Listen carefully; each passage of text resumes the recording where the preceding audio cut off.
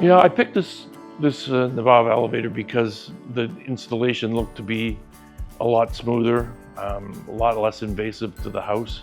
Yeah, for me it was important because I have my son lives here. He lives downstairs. He has an apartment down there. Well, I had the open heart surgery a few years ago, and I take a lot of medication.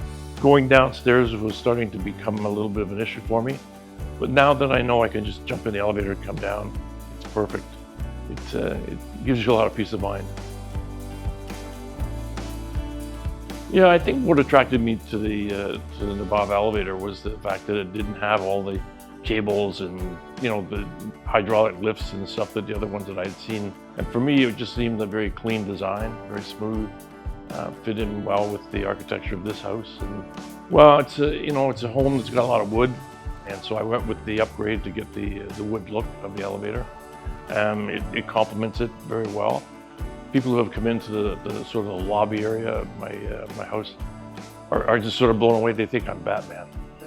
It is a pretty stunning looking piece of equipment. So when people come in, the first thing they say is like, "Is that an elevator?" And I go, "Yeah, of course it's an elevator." And I kind of explain to them it's like the old Costco tubes where you just put the money in and go shooting up like that. So yeah, they're blown away by it, and yeah, it seems incredibly safe. It's a vacuum system, so there's no cables, there's nothing to get in the way. And I haven't had any issues. I haven't really tested whether it needs to be safer than it already is, but yeah, it's smooth. It comes down gently, and it seems quite safe.